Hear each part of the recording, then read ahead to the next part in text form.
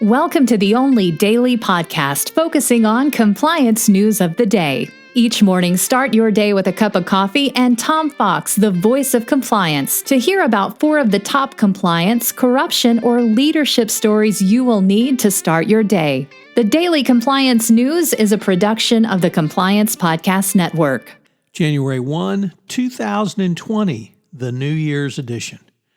First up, from Compliance Week, we take a look at the recent CFTC awards of more than $1 million to internal compliance whistleblowers.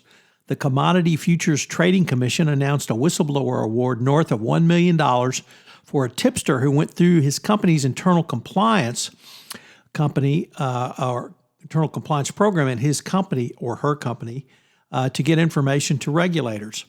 The CFTC said the whistleblower award was significant because the tip was first received by regulators, and this led to evidence of a violation despite the tip itself not forming the basis of these charges.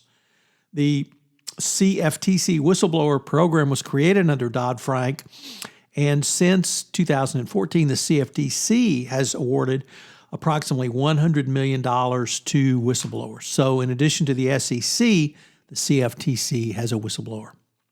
Next up, the former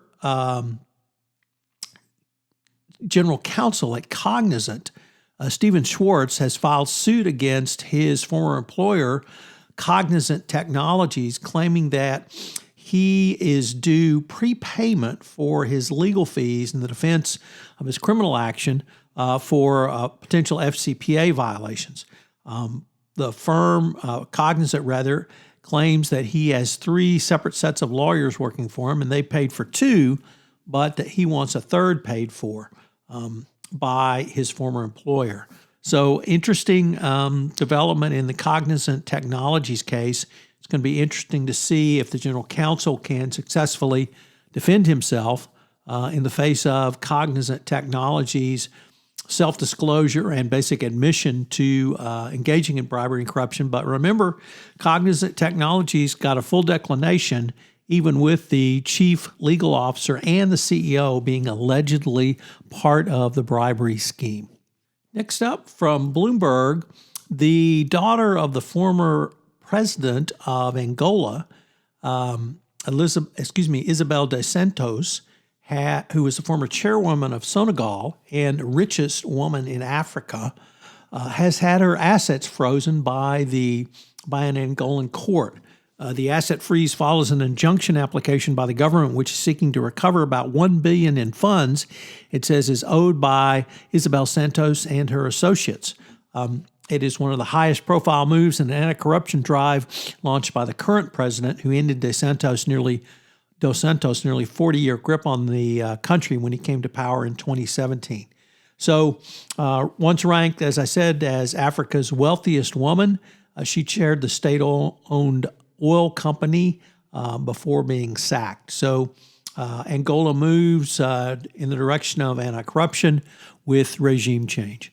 And finally, from the New York Times, a data breach at Wyze Laboratories exposed information of 2.4 million customers. The company said the data breach, which lasted 23 days, was caused by an employee mistake.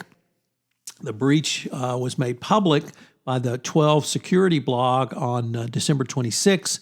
It's a consulting firm that works to secure computing environments. It's not much to its chagrin. Wyze was made aware of the data breach when a customer posted the blog on the Wyze online forum. Wyze began to audit its security protocols and found a second breach on December 27th.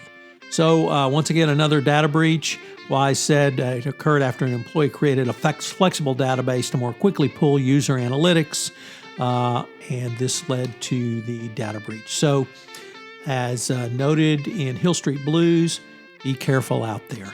From Tom Fox and the Daily Compliance News, I wish you a very happy and joyous New Year. Thanks for listening.